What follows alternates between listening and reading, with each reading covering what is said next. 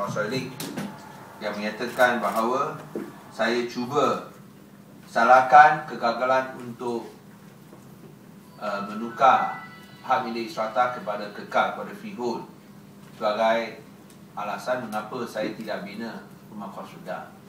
Saya rasa ini adalah satu penipuan lagi oleh Charles Soilik. Saya tidak pernah berkata sedemikian.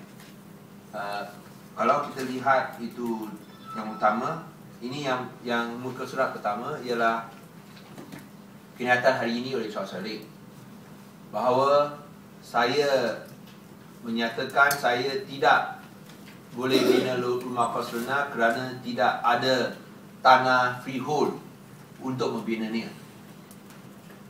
Okay, inilah kenyataan hari ini. Dia cakap bahawa saya memberikan alasan tak dapat bina rumah kos rendah kerana tak ada freehold title untuk membinanya. Ini adalah satu penipuan kerana saya tidak pernah cakap sedemikian. Saya hanya menjawab tuduhan beliau. Yang kalau kita lihat mana tuduhan beliau ialah di sini. Tuduhan beliau yang dia buat kata saya.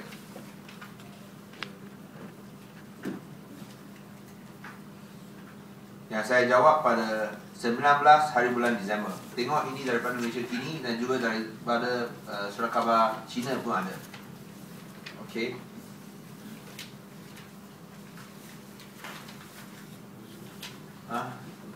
Di mana saya sebut bahawa kerajaan negeri dari segi dasar tanah negeri nak berikan freehold title kepada rumah kos rendah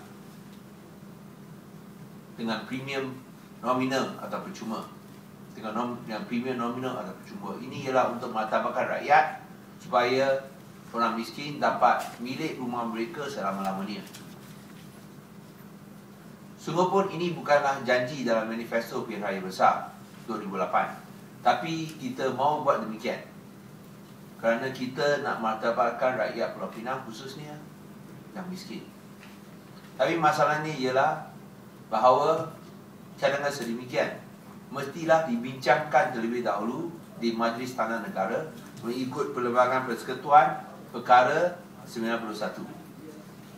Ini saya pun telah sebut dalam itu laporan Malaysia Kini muka surat kedua. Susan Lun pun sudah cakap macam ni.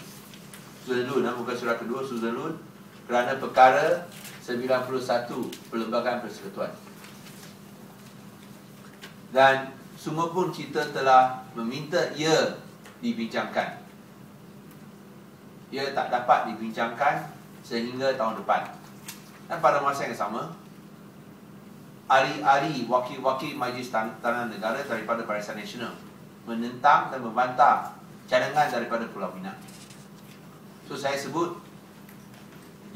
kita mau tukar geran tanah untuk rumah kos rendah daripada leasehold sekarang kepada freehold. Tapi kerana kita kena bincang dulu di Majlis Tanah Negara perkara 91, maka kita telah bawa kepada Majlis Tanah Negara. Tetapi tak boleh dibincangkan sehingga sekarang. Hanya boleh buat tahun depan. So lewat bukan masalah kita, lewat ialah Majlis Tanah Negara tak mau bincang sehingga tahun depan. Dan wakil-wakil Barisan Nasional menentang cadangan Pulau Pinang. Nah, saya cakap harap beliau boleh meyakinkan wakil-wakil Barisan Nasional di Majlis Tanah Negara untuk sokong komitmen kerajaan negeri mau tukar kepada freehold. Kerana dia salahkan kita tak buat, tapi kita mahu buat, tak dibenarkan buat oleh wakil BN.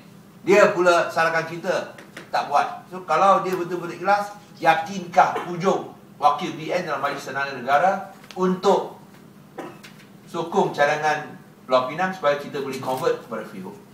Charles Soilik memang suka tipu lah. Saya nak berikan nasihat.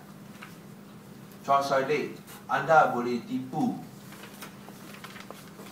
sama you punya anak, you boleh tipu you punya isteri, you boleh tipu you punya ahli keluarga, you boleh tipu you punya ahli-ahli MCA, you boleh tipu you punya ahli-ahli Barisan Nasional, tetapi anda tak boleh tipu sama rakyat. Kerana apa yang saya cakap adalah jelas. Saya hanya cakap usaha kita untuk menukar kepada freehold rumah-rumah yang sedia ada, rumah kos rendah yang sedia ada, daripada leasehold pergi ke freehold, tak dapat dilaksanakan kerana Majlis Tanah Negara masih tak mau bincangkan perkara ini. Kena tunggu tahun depan. Dan pada masa yang sama, wakil-wakil BN menentang cadangan kita. Saya minta Charles Sherlick pujuk itu wakil BN dalam Majlis Tanah Negara untuk sokong cadangan Pulau Pinang.